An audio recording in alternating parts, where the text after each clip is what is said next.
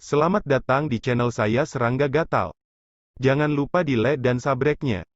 Oke, kita mulai. Sudah setahun sejak jalan untuk menjadi dewa dimulai. Pada saat ini, orang luar yang tersebar di jalan untuk menjadi dewa semuanya merasakan hal yang sama dengan Sui dan menyadari bahwa sudah waktunya untuk pergi. Kota awal. Sinar cahaya beredar, fluktuasi waktu dan ruang terus berkedip, dan sosok yang kembali muncul satu demi satu. Akhirnya tiba di rumah. Beberapa orang merasa seolah-olah mereka telah dipisahkan satu sama lain, dan mereka penuh dengan emosi. Meskipun saya baru memulai jalan percobaan selama 1 tahun, panen selama periode ini jauh lebih berharga daripada tahun-tahun pengasingan yang tak terhitung jumlahnya di dunia luar. Siapa yang bisa percaya bahwa hanya dalam 1 tahun, saya telah berhasil maju ke 2 alam besar dan menjadi keberadaan peringkat Taeksuan yang nyata. Beberapa orang bahagia dan tidak bisa menyembunyikan kegembiraan mereka. Sebagian besar pembangkit tenaga listrik yang memasuki jalur para dewa kuno adalah karakter di bawah peringkat Taeksuan. Di antara mereka, banyak orang telah memenangkan banyak takdir magis dalam uji coba tahun ini, dan kultivasi mereka telah meningkat dengan pesat.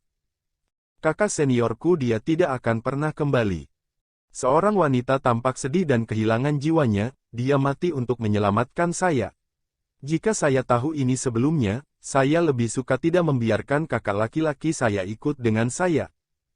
Pernyataan ini membuat banyak orang terlihat sedih dan mengungkit hal-hal yang menyedihkan. Jalan pencobaan bukan hanya tentang kesempatan dan nasib baik, tetapi juga banyak pembunuhan dan bahaya yang mengerikan. Kerabat dan teman yang bepergian bersama mereka semuanya menderita di jalan pencobaan dan tidak akan pernah bisa kembali. Beberapa orang mendapatkan banyak, dan beberapa orang pulang dengan tangan hampa. Beberapa orang merasa bahwa perjalanan itu berharga, dan beberapa orang merasa sedih untuk kerabat dan teman yang terbunuh atau terluka. Bervariasi. Ini adalah jalan pencobaan, mereka yang benar-benar dapat hidup kembali hanyalah sebagian darinya. Hanya segelintir orang yang benar-benar dapat memenangkan kekayaan dunia. Feng Wuji, Bi Kong Liu, Buddha Liansheng dan banyak tokoh seperti dewa lainnya juga kembali dari Huasen Xinghai satu demi satu. Sebagian besar dari mereka telah menjadi dewa, dan ketika mereka kembali, mereka segera menimbulkan sensasi dan menjadi objek banyak perhatian. Lihat, itu Sui. Tiba-tiba, dalam suasana yang bising, seseorang berteriak dengan penuh semangat. Tiba-tiba, semua jenis suara menghilang, suasana tiba-tiba menjadi sunyi, dan semua mata tertuju ke tempat yang sama. Di sana, sosok tinggi muncul di kehampaan. Jubah hijau berkibar, dan itu elegan dan berdebu. Ini Sui. Tiba-tiba, berbagai gambar muncul di benak semua orang yang hadir. Beberapa orang ingat bahwa Sui membunuh Qin Wenxiao, pendeta kedua, di kota awal, menekan sekelompok dewa. Beberapa orang memikirkan adegan berdarah Sui yang bertanggung jawab atas perintah Zhou Su di lautan transformasi para dewa, membunuh semua musuh. Beberapa orang ingat bahwa belum lama ini, bencana ilahi yang tak tertandingi yang menyebabkan sensasi di jalan para dewa kuno dan menyebar ke dunia. Beberapa orang juga mengingat perbuatan legendaris Sui yang memecahkan semua rekor 9 jalan surgawi agung di alam dewa kuno. Untuk beberapa saat, suasana menjadi semakin sunyi dan membosankan. Semua orang terlihat berbeda, ada shock, kekaguman, dan ketakutan yang mendalam. Ini seperti menyaksikan kedatangan mitos kontemporer. Sui. Nama ini, seperti sihir, membawa warna legendaris yang tak tertandingi. Bahkan mereka yang hadir pada tingkat yang sama yang telah menjadi dewa, ketika mereka menghadapi Sui lagi, tidak bisa menahan perasaan kehilangan sentuhan. Jika dikatakan bahwa orang yang paling menarik perhatian di jalan menuju dewa-dewa kuno kali ini, Sui pastilah yang tak terbantahkan. Setelah kembali ke kota awal, Sui dan 3 pendeta utama, Lai Xingku, bertemu, dan kemudian mereka mulai mengorbankan stik drum keluhan dan memasukkannya ke dalam aturan Zutian di kota awal. Pada hari itu, semua pembangkit tenaga listrik yang kembali ke kota awal seperti Sui pergi. Sungai Era mengalir dengan deras. Kerajaan Hari Abadi. Di depan punggung Dewa Kuno. Ini adalah pintu masuk ke jalan para Dewa Kuno. Saat ini, sudah ada banyak tokoh yang menunggu di sini. Di depan, hampir semuanya adalah dewa. Sebagian besar dari mereka berasal dari kekuatan utama di alam para dewa. Ada juga beberapa dari kerajaan hari abadi. Beberapa dewa yang paling kuat di antara mereka adalah dewa atas alam penciptaan. Hanya dalam 1 tahun, aku tidak tahu berapa banyak dari karakter anak dewa itu yang menjadi dewa. Dewa setengah baya dengan jubah piton berbicara. Setahun mungkin waktu yang lama bagi orang biasa. Tetapi bagi dewa-dewa ini, 1 tahun terlalu singkat. Anda harus tahu bahwa di masa normal, waktu bagi mereka untuk mundur sekali seringkali berusia ribuan tahun. Dewa-dewa itu memiliki penjaga Tao di sekitar mereka, dan mereka telah mempersiapkan dengan baik sebelumnya, jadi mereka tidak perlu khawatir tidak bisa membuktikan Taoisme dan menjadi dewa. Seseorang membuat kesimpulan. Jalan para dewa kuno berjalan melalui ruang dan waktu yang menghilang di masa lalu, di dunia luar, tidak ada yang tahu apa yang terjadi dengan jalan para dewa kuno. Bahkan Lord of God tidak dapat menyimpulkan apapun. Sehingga ketika membicarakan hal-hal yang berhubungan dengan jalan para dewa kuno, para dewa yang hadir hanya bisa berspekulasi. Tiba-tiba, seseorang berbisik, "Saya tidak tahu apakah Bidat Suyi telah ditangkap dan dibunuh." Singkatnya, itu menarik banyak perhatian. Tidak ada kecelakaan, anak ini ditakdirkan untuk menderita. Seseorang membuat prediksi. Setahun yang lalu, Suyi juga memasuki jalan para dewa kuno. Pada saat itu, ada juga 9 dewa kerajaan matahari abadi, Ren Beiyu, Wen Xiao dan sekelompok dewa tingkat tinggi dari garis keturunan besar. Dewa-dewa. Dengan barisan seperti itu, membunuh Suyi benar-benar semudah telapak tangan Anda. Mundur 10.000 langkah dan katakan bahwa bahkan jika dia cukup beruntung untuk kembali hidup-hidup kali ini, dengan orang-orang seperti kita, dia tidak akan lolos dari kematian. Seorang lelaki tua berjubah hitam berkata dengan acuh tak acuh, "Hebo yang misterius itu tidak ada di negara hari abadi sekarang. Dia tidak bisa menyelamatkan hidupnya seperti yang dia lakukan terakhir kali." Setahun yang lalu, ketika jalan menuju para dewa kuno dibuka, Suyi dikelilingi oleh kekuatan kehendak sekelompok dewa dan berada dalam situasi putus asa. Semua orang ingat dengan jelas bahwa Hebo misterius yang muncul saat itu untuk menyelamatkan nyawa Suyi. Dan sekarang, Hebo itu telah menghilang selama setahun, bukan di negara hari abadi. Saat berbicara, tiba-tiba, para dewa kuno meraung di kejauhan, dan kekuatan ruang waktu muncul, membangun portal besar di kehampaan. Segera, ada sensasi di lapangan. Semua orang berhenti berbicara dan melihat portal ruang waktu. Kemudian, di bawah tatapan mata yang tak terhitung jumlahnya, siluet menyapu keluar dari portal ruang dan waktu satu demi satu. Padat, seperti ikan mas krucian menyeberangi sungai. Lapangan tiba-tiba menjadi hidup. Segera, Feng Wuji, Buddha Ziliansheng, Bikong Liu dan tokoh tingkat dewa lainnya juga keluar. Ketika mereka melihat bahwa mereka telah menjadi dewa, mereka yang sedang menunggu dewa tingkat tinggi di lapangan mau tidak mau menunjukkan kegembiraan. Apa yang membuat mereka aneh adalah bahwa sampai sekarang, 9 dewa surgawi dari kerajaan matahari abadi, Ren Beiyu, Wen Xiao dan dewa tingkat tinggi lainnya belum muncul. Apa yang terjadi di sini? Sebelum menunggu para dewa bertanya, mereka melihat sosok tinggi Suyi melayang keluar dari portal ruang dan waktu. Tiba-tiba, suara-suara terkejut terdengar satu demi satu. Bidat ini tidak mati. Hidup putra ini benar-benar cukup sulit. Apakah dia sudah menjadi dewa? Untuk sementara, para dewa atas yang sedang menunggu di sana semua menatap Suyi. Seperti menatap mangsa. Feng Wuji, Bikong Liu, dan karakter tingkat anak dewa lainnya semuanya berubah warna, dan dengan cepat mentransmisikan suara mereka untuk memberitahu para tetua di kam masing-masing tentang apa yang terjadi di jalan para dewa kuno. Tapi sebelum mereka bisa menjelaskannya dengan jelas, sudah ada dewa tingkat tinggi yang tidak bisa menahan dan memindahkan Zhang Kong secara langsung, menghalangi jalan Suyi. Ini adalah lelaki tua berjubah hitam, dengan ekspresi acuh tak acuh dan mata yang menakutkan. "Suyi, kamu tidak bisa pergi." Dia tidak segera bertindak, tetapi khawatir Suyi akan melarikan diri, jadi dia ingin menghentikan Su Yi di sini, dan kemudian memutuskan apakah akan bertindak setelah mengklarifikasi situasinya. Ya, kamu belum bisa pergi. Melihat ini, dewa atas lainnya juga terlihat buruk dan memblokir area terdekat. Suasana di lapangan tiba-tiba menjadi mencekam dan mencekam. Semua orang yang hadir gemetar, dan semua dewa atas adalah pembunuh, menghalangi tempat ini, siapa yang tidak terkejut. Banyak mata yang memandang Su Yi dipenuhi dengan belas kasihan dan simpati, bagaimana jika mereka kembali hidup-hidup dari jalan dewa kuno. Dikutuk untuk ditakdirkan.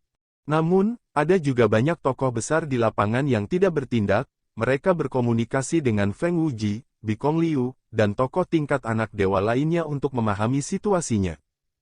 Jika aku ingin pergi, bisakah kamu menghentikanku?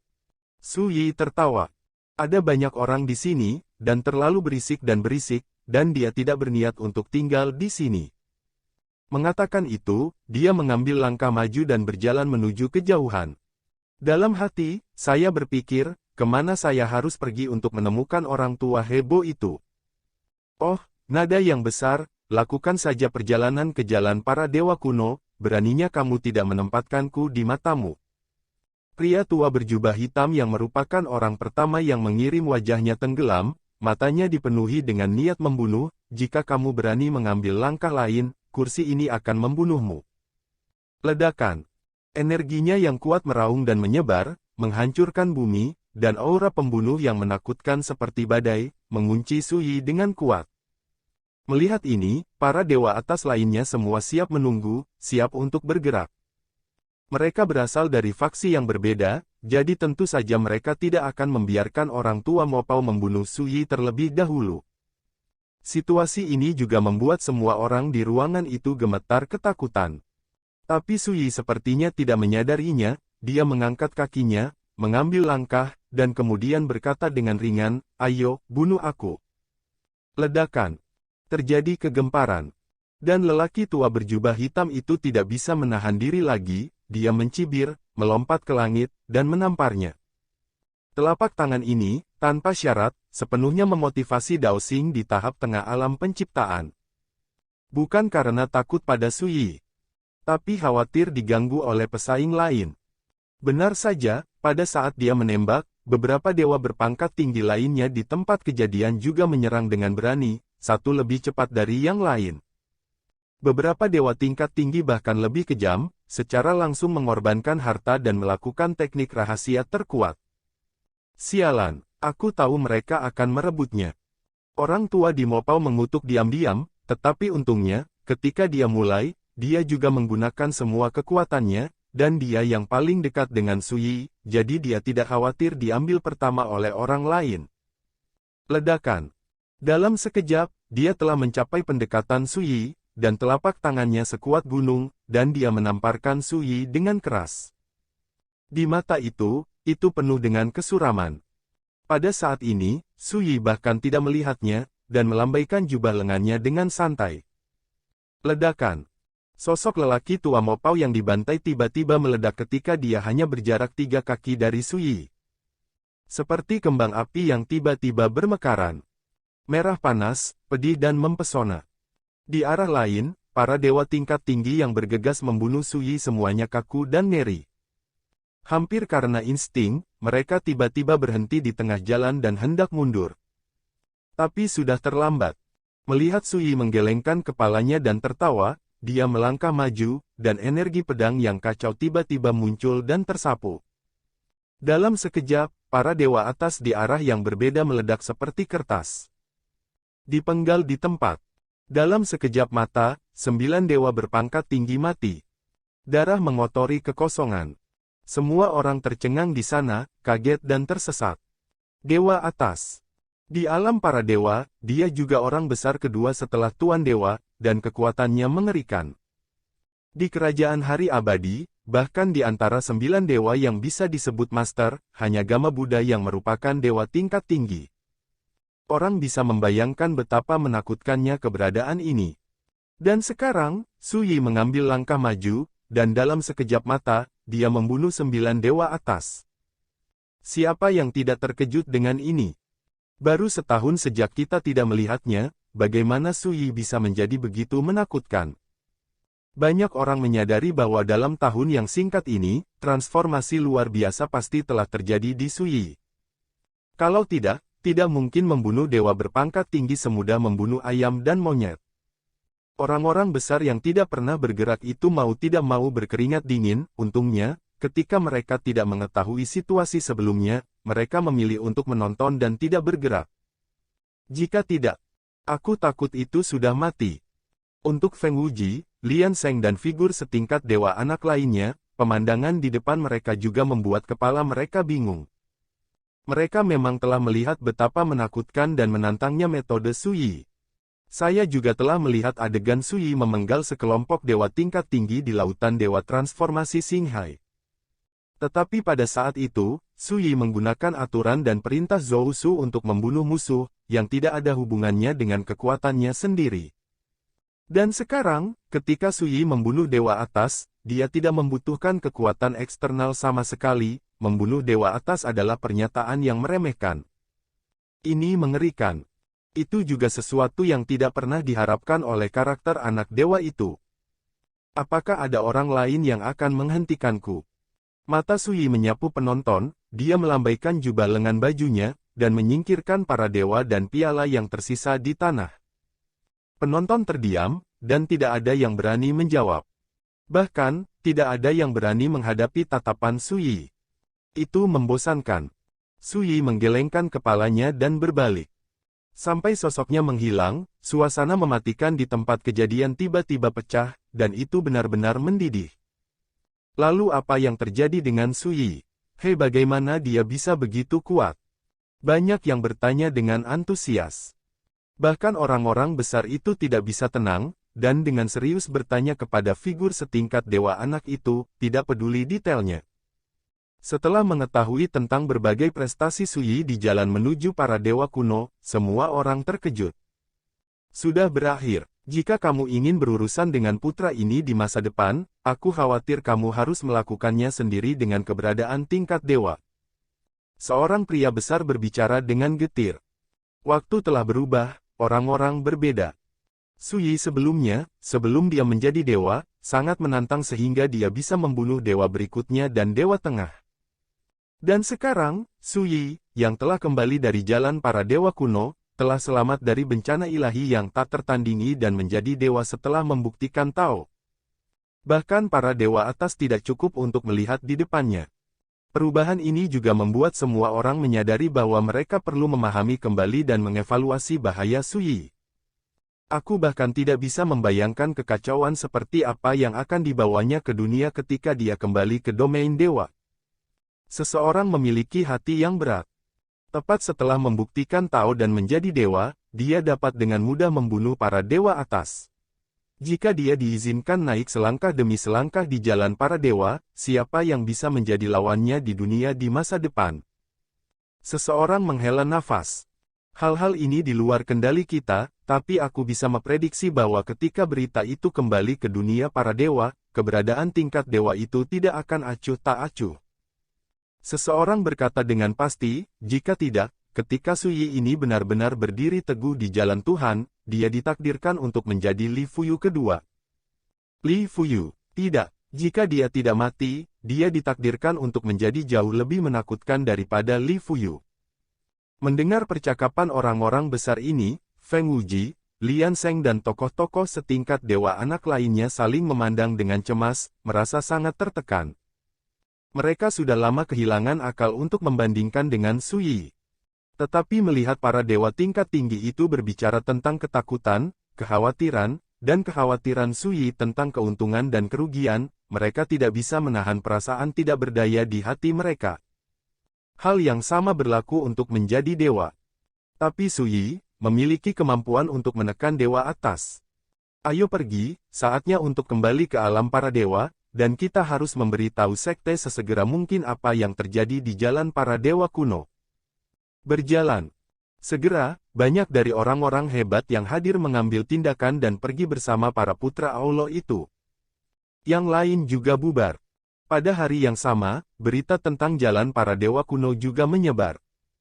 Untuk sementara waktu, kerajaan matahari abadi menjadi sensasi, dan ketika berita itu menyebar ke semua wilayah Sungai Era, itu juga menyebabkan kegemparan.